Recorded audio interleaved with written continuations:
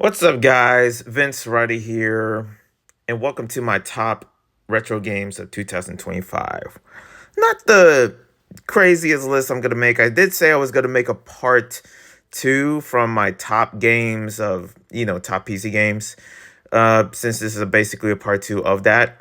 And when I say part two, I mean finale because I just don't feel like doing these videos, to be honest. I don't feel like doing any videos. I mean, the only videos I feel like doing are game reviews and a couple of like gaming just raw gameplays that I've been doing. And when it comes down to lists like this, when top 10 lists and all that, I just hate doing them. I absolutely hate doing, like, I hate making lists and, like, oh, recommends or something. And one day I want to make that, but there's a part of me where I just don't. I mean, I guess I'm not in my YouTube flow anymore. That's just been gone. I'm gonna be real. But retro games. I've been busting them out. I would freaking play a GBA game here, SNES game there. I bring my emulation station with me, Steam Deck and whatever, and it's like little Steam Deck. That's not the real Steam Deck. I'll bring my mini Steam Deck. I'm gonna call it that, the mini Steam Deck, and I'll just bust out a DS game here, a GBA game there, bada boom, boom, boom. Oh man, look at me! I'm just gonna play this random PSP game. Oh, since I'm just waiting for my haircut or for groceries or I don't know anything.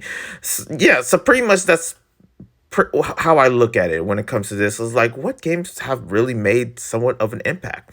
Well, I made a list, and when I say I made a list, I basically just put pictures and put like, oh, top 10 and top 9 and whatever. And then, I just add them here on this particular list and just tell you. And that's it. That's literally the video. Okay. But anyways, let's get to this. Okay. Um Number 10 is I almost said PC probably. See, but I don't care about slipping up because I don't nobody watches these videos. RC Revenge. Now, I know that there's, like, we all know Crash Band, Street Fighter Racing, like that's always the top PS1 racer. There's other better racing games in on the PS, one basically. But the one that I always had fun and look forward to playing is RC Revenge. It's the nostalgia. Okay, nostalgia. Oh, nostalgia, the Apache. I pretty much go for this more the other games than I would ever play. But yeah, RC Revenge. There you go. I pretty much would be thinking of just like side A side because side A side was actually a good PC1 racing game. And maybe to some extent Sega Rally, but I don't know. I remember that haunted house track. Oh man, that brings me back so many memories. I was just like, man, I remember these days. I remember. But yeah, RC Revenge. It's because of I grew up with it. And pretty much an easy game to get. There's like barely anyone that ever cares about the series except me. But yeah, I mean, I just had to put it here. Nothing beats that PS1 visuals, and also the fact that you can either turn to a boat and it's kind of like the same equivalent of Diddy Kong Racing. So it's Diddy Kong Racing, but with no Diddy Kong EP on it. So that's what I see it. Next up is Fire Emblem GBA. I know some people are gonna like, well, you did put this in the first list. Oh my gosh, Fire Emblem. Oh my god, shut up. Listen, the Fire Emblem. I'm not. Whenever I really touch a Fire Emblem in the last Fire Emblem game, if I gotta be honest with you, was on iOS. I remember playing that on my phone. I was like, man, why am I still stuck playing this damn mobile game? It's kind of good, to be honest. And when it comes to Fire Emblem with the tactical strategy RPG mechanics, Fire Emblem does it best. Out of all the other games, I don't know what it is. And the thing is that I'm not the biggest fan of Fire Emblem. I don't know the characters by heart or something, okay? Maybe Mart in a sense, but when it comes down to, I don't know, any other character, like who this, who that, I don't know what to tell you. I would get an F plus. Okay, I would get an F plus because the plus is that I really do enjoy the game. I enjoy Fire Emblem. I enjoy the gaming mechanics that it throws at you, the stories, and also the GBA nature that I felt when playing this. I always felt that whenever I play like a RPG or something that I'm usually not really that big. I remember playing Mega Man Battle Network, and there's just something about it that I really enjoyed. But also, man, the game was just like it was fun to an extent, but boy, does it get over repetitive, and then it just made me feel like, well, I really enjoyed. The thing is that I prefer like the usual Mega Man. But when I really think about a game that kind of does that whole idea injustice, like or basically like justice, basically, is well Fire Emblem, and this is like I don't know, like the opening and everything of the game just made me like realize, yeah, I can actually get with it. I can see why this is popular, and there was a point where I actually played almost like 2 hours. It was strange. It was like, why am I? What I gotta get to these, and it was on my PC. I couldn't. It was like I gotta get to the other. I gotta get to my indie games that I'm planning to do reviews. But this game is really good. It's really good. Yeah, Fire Emblem. Next up is Donkey Kong Country on the SNES. I know some people boomers. I see you. I see you, boomers. Oh, no, reaching out your cane there, huh? Oh, look at you. Listen, I feel like a boomer every day. I don't blame you. Okay, my back hurts too. My back hurts too. I just love them. I'm gonna make fun of everyone, and not a lot of boomers even watch my stuff in the first place. Okay, now if this was a gaming channel, that would be a different story. You're gonna hear them in the comments, but I don't. No one watches these videos. But also Donkey Kong Country, I really had a good time. Okay, playing the first Donkey Kong Country, I can see why that is held up there. It's like held up there as one of the best SNES games of all time. And I can see why. And I grew up playing the GBA one when I was a kid, but the SNES, something about it, man. Something about it. With other, games, of course, other places you can play Donkey Kong Country, including the Switch.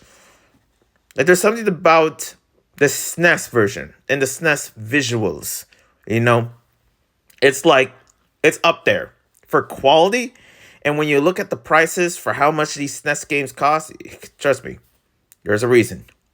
But yep, Donkey Kong Country, gosh, we cannot forget about the freaking soundtrack. The aquatic ambience.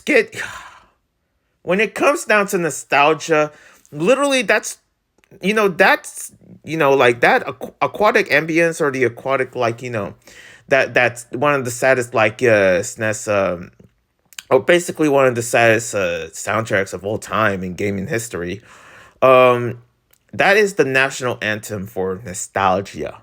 Okay, for nostalgia that happens to be, centered around, I guess, when you were a kid in the U.S. and pretty much you just you you listen to this, you listen to that, you watch this, you remember these old games, you remember these old TV shows, you remember these old, places that you used to go to. Like one of the saddest kind of videos I remember seeing that made me feel old is that seeing videos with that same soundtrack and also like in an old mall that used to be active. And yeah, that was like, man, this place used to be active. Whatever happened? And then you just, I can just feel that soundtrack creeping in. It was like, I remember seeing that video. I don't know which one, but there's probably lots of them. When it comes to nostalgic itself, is that soundtrack. And I think that's why I put this high on the list. But also the gameplay, and also, it's just basically one of the best in SNES. Next up, I gotta put this in somewhere in listen, it's for the nostalgia. A lot of this is for nostalgia's sake, okay? But when it comes to Ape Escape 2, yes, that is basically the Ape Escape that I started off with when I was a kid. I never really played the first one. Don't know how I got to play the first one. I wish they had that on the PS2, then I would. But it was on the PS1, had I am planning to actually get into that, now thinking about it. But Ape Escape 2, this game itself, what on earth did I don't know what I was into when I was a kid, but man, that just flushing a lot of freaking middle school memories. Like when really playing through this game, I'm like, wow. I remember this. I remember Pipichi. I remember that freaking big monkey, that big sumo monkey that I was very creeped out of, especially as a kid. I remember the singing monkey. The my favorite is the is the blue monkey. I really love the blue monkey. Okay, like the racing monkey, like this random police officer type of monkey. And and he's also tall. Like I really, that's one of my favorite monkeys in the game. And there's a lot of monkeys here. I feel like they can easily do a collectible and stuff like that. And I'm planning to do a review of this when I do finish the game.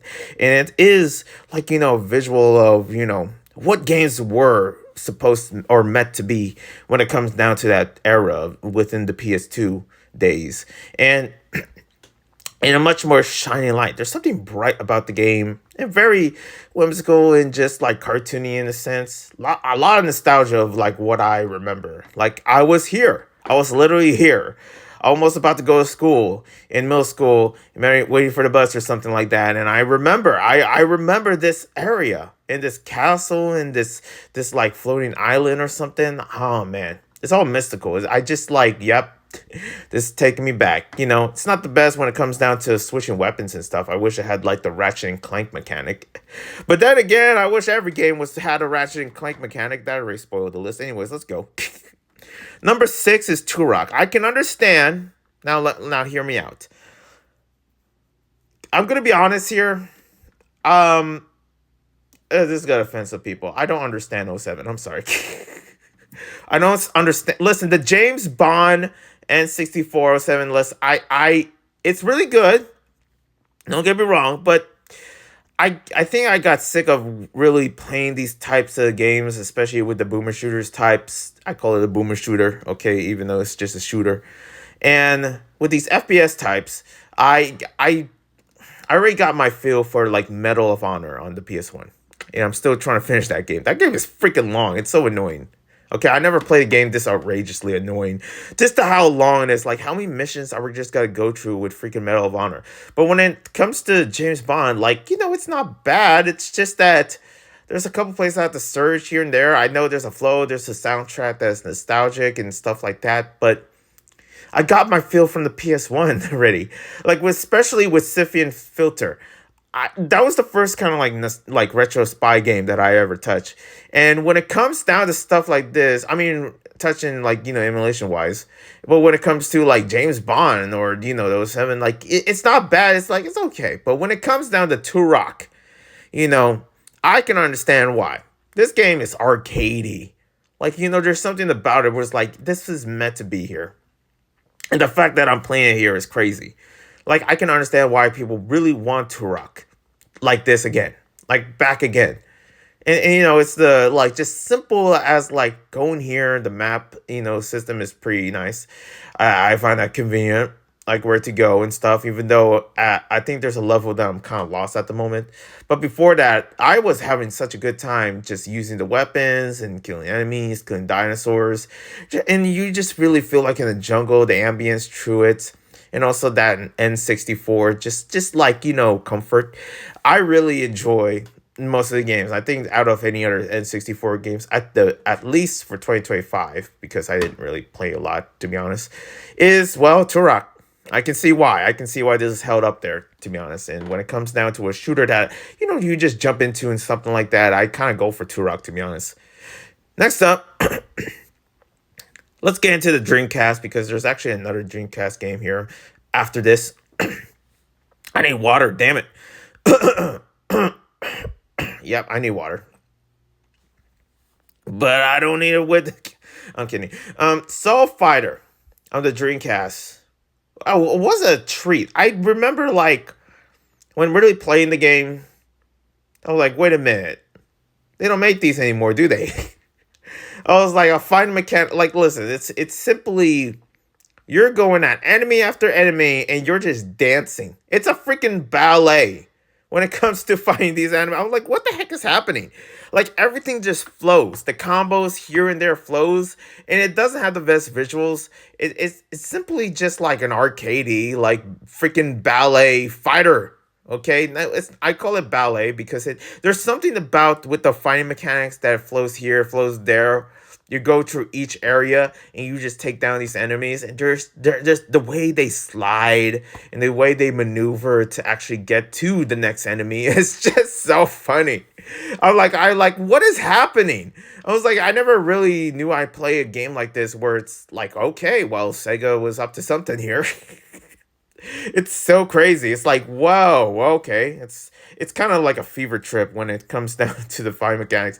But also, I really enjoy like collecting and just going into dark areas within the level. But also, like I find it funny that the game tries to be intimidating and something, but you're just freaking dense.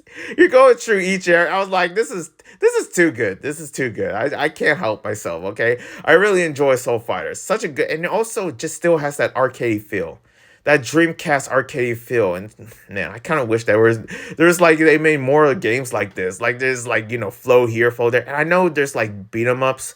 So in some ways, this is kind of like a beat 'em up in a sense, but the flow. Like you're going here, you're going there, but there's something about that slide that you do a pirouette kick to the face of these enemies, and these enemies just look terrifying. But you're just like, what the, ba, ba, ba, ba, ba, ba, ba, ba, it's like, what the hell is happening? And maybe because when I play these characters and something, I kind of, like, okay, well, I guess this is gonna be like I don't know, Gauntlet in a sense. No, it's Gauntlet, but a little more dancey in its sense, the way I see it. Okay, I know some people that really love Soul Fire are gonna be like, that's not what I see in the game, Vince. I don't know, man. Next up is Sonic Dreamcast. I mean, yeah, you know what? I might as well just call it that. But Sonic Adventure on the Dreamcast, specifically on the Dreamcast. I grew up playing Sonic Adventure on the GameCube. But we gotta talk about the Dreamcast. I know that the GameCube version is, highly better, but I mean, come on. When it comes to like the old school, that raw, old school freaking, my back hurts type Sonic Adventure, let me tell you, I'm going in with the freaking Dreamcast. Oh man, if they really accomplish this, which is basically would be the GameCube version, but I'm just thinking like a recompilation of, a complex of, remaking or something like that of the Sonic Adventure and the Dreamcast. Like, what would that look like? Or I guess remastered. This, it's been a treat playing this. Just collecting, just like, I'm already familiar with the Sonic Adventure, nonsense that goes around, especially with Sonic Adventure 2 and Sonic Heroes. I grew up with those games. Those are basically my childhood staples. But when it comes down to just the old school running timers, freaking taking care of chows in the chow garden, it's like, yep, this is just comfort right here. This is what I want.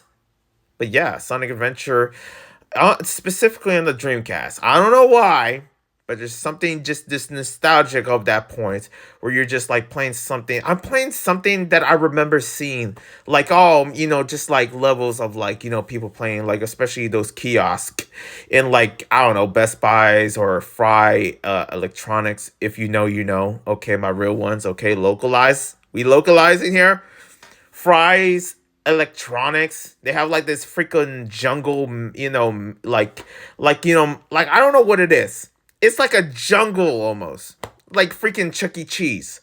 And you climb up to the jungle and you climb up these ropes and you see kids playing game. I remember that. This is where the freaking aquatic ambience is supposed to be brought up. You know what I mean? It's like, damn, I remember those days. I remember that was like almost like that was somewhere around 2001 or something. And I remember seeing the kids playing either Sonic Adventure or playing some kind of like I don't know. It was I want to say Klonoa, but I'm like it's like PS2 Klonoa, and I'm like that has to be that the PS2 had to be early at that time, almost like a demo itself.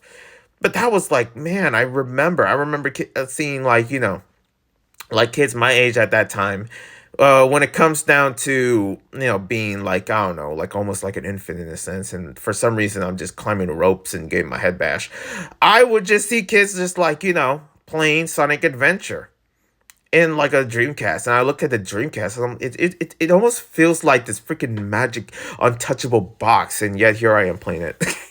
I could simply play it on my emulation station the size of my freaking hand. But yeah, I mean, I just really enjoy Sonic Adventure. There's just something about it with the Dreamcast nature. I always want to really get into like more of the Dreamcast games. Like, what are the ones that really made other people emotional, but also the ones that are not like big out there like Sonic.